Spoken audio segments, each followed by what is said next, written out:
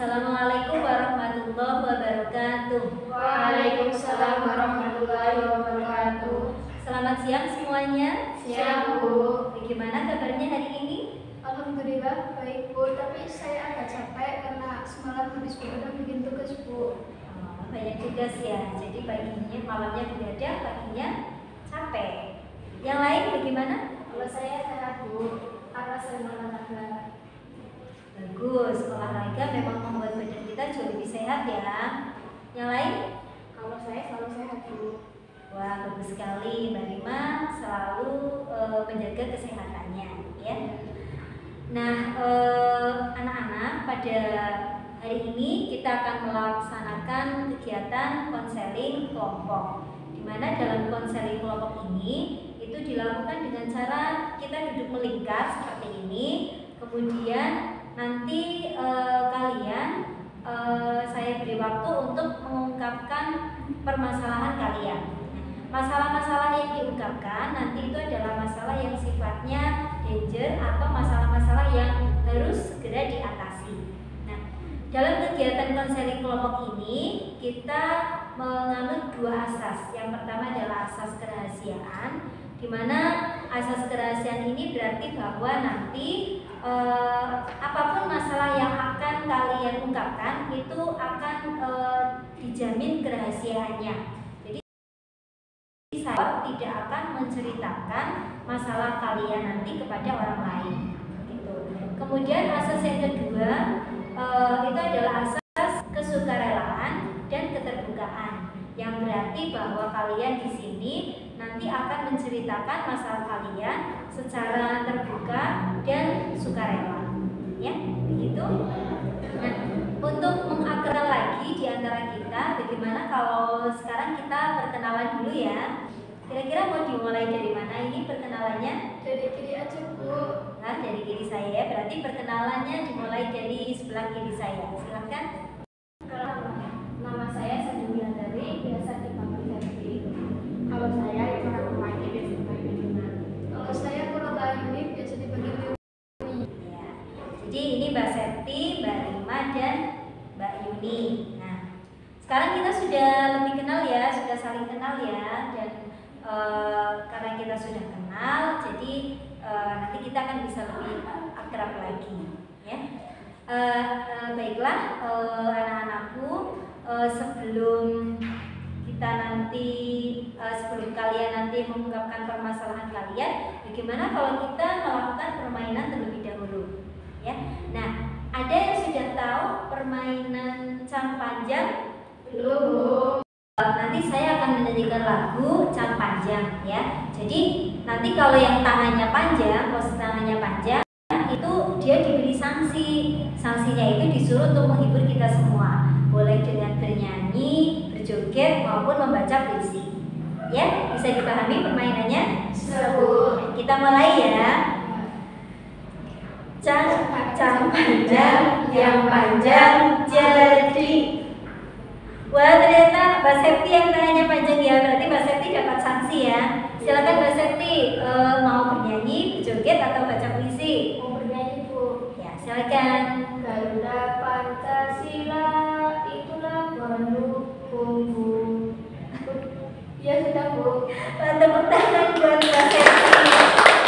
Terima kasih ya sudah menghibur kita semua walaupun menyanyinya tidak sampai selesai ya. Nah, baiklah anak-anakku, sekarang tinggal waktunya kalian untuk mengungkapkan masalah kalian masing-masing. Ya, dimulai dari mana dulu ini? Dari saya, Bu. Iya, silakan Mbak Septi. Permasalahannya adalah uang saku saya kurang. Wah, jadi Mbak Septi punya masalah tentang uang saku ya. Mbak Septi merasa uang sakunya kurang, gitu. Yang lain? Begini, Bu, saya punya teman sekelas. Dia meminjam uang kepada saya, tapi dia tidak mempunyai kesadaran buat mengembalikannya, Bu. Jadi pada dasarnya Mbak Yuni merasa terbebani dengan teman yang meminjam uangnya Mbak Yuni. Iya, Bu. Yang lainnya bagaimana? Kalau saya ditipu dengan berbicara di depan teman-teman. Kira-kira dari masalah-masalah yang sudah kalian ungkapkan berarti masalah siapa yang akan kita bahas? Masalah Rima, Bu, karena dia merasa terganggu dengan permasalahannya. Saya setuju, Bu, dengan Yuni, karena masalahnya Rima itu sangat berat. Bagaimana Mbak Rima? Iya, Bu, saya setuju. Baiklah Mbak Rima, silakan Mbak Rima ungkapkan secara lebih lengkap masalah yang Mbak Rima hadapi. Baik, terima kasih kepada teman-teman. Masalah saya sangat menjadi pikiran buat saya sering gugup apabila berada di depan kelas. Terkadang saya tidak merasa percaya diri. Berarti Mbak Rima itu sering merasa tidak percaya diri ya, sering merasa gugup ketika harus berbicara di depan kelas. Nah, Mbak Rima, masalah seperti itu dirasakan sejak kapan, Mbak? Sejak saya MTS sampai sekarang tidak merasa percaya di dalam kelas ketika sebelum memulai presentasi. Baiklah, barangkali dari teman-teman yang lain ada yang mau ditanyakan pada Mbak Rima? Apa yang Rima rasakan sebelum saat mulai presentasi? Yang saya rasakan yang pasti saya cemas, gemetar, dan sangat tidak percaya diri saja terhadap materi yang akan saya sampaikan. Mungkin ada tindakan seperti jantung berdebar-debar atau mau ke belakang, Rim? Setiap hari saya merasa deg-degan dan tidak percaya diri. Apa yang membuat Rima menjadi gemetar di depan kelas? Saya tidak terlalu menguasai materi, tidak bisa memberikan sanggahan, takut dan cemas. Ada tidak Rima berbicaranya terbelit-belit atau tidak lancar? Itu sih tidak pernah, cuma itu saja saya merasa tidak percaya diri. Jadi tadi Mbak Rima sudah mengungkapkan permasalahannya bahwa Mbak Rima itu sering merasa deg-degan ketika berbicara di depan kelas. Tapi kalau Ibu perhatikan, sepertinya ketika Mbak Rima berbicara di luar kelas dengan teman-teman, sepertinya biasa saja. Nah, itu yang ingin Ibu tanyakan. Memang pada waktu saya menyampaikan pesan biasa-biasa saja. Sebelum tampil saya selalu merasa gemetar seperti itu, Bu. Lalu barangkali dari teman-teman ada yang mau diberikan untuk Mbak Rima? Kalau menurut saya ini, dengan latihan presentasi di depan kelas dan jangan lupa belajar juga. Nah, itu tadi dari Mbak Septi. Bagaimana kalau dari Mbak Yuni?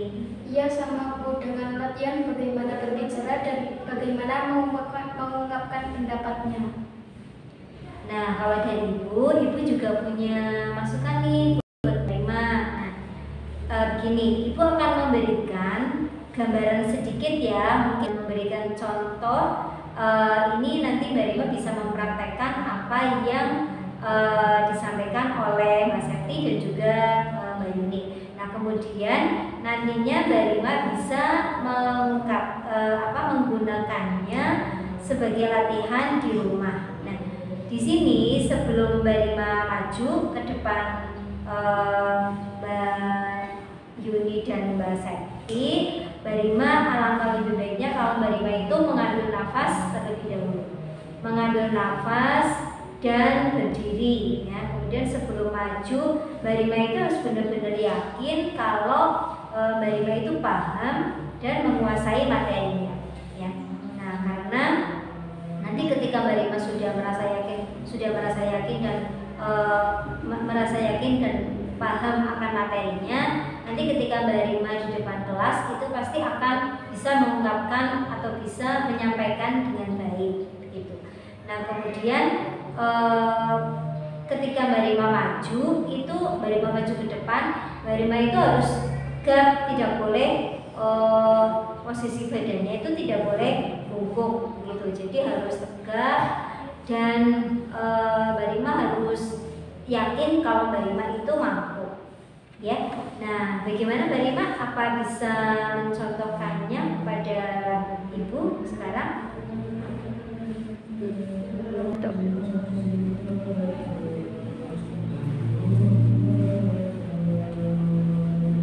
Baiklah, saya akan mempresentasikan bahaya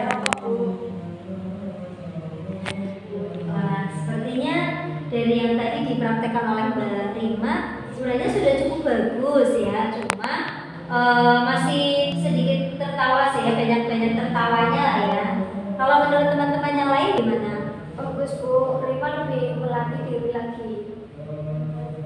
Gitu ya, jadi harus Mbak Rima itu harus lebih sering mempraktekkan di rumah atau mempraktekkan sendiri, berlatih sendiri, bicara di depan kelas ya. Itu nanti saya yakin lama-lama nanti akan terbiasa dan nanti akan tumbuh rasa percaya dirinya.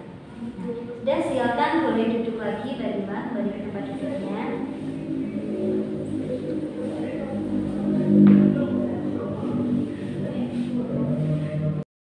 Nah, jadi itu ya Mbak masukan dari saya dan teman-teman. Intinya untuk membangun percaya diri, Mbak Rima itu harus sering berlatih berbicara, gitu, berbicara sendiri atau langsung latihan langsung berbicara di depan teman-teman. Nanti kalau sudah terbiasa, insya Allah rasa percaya diri itu akan tumbuh.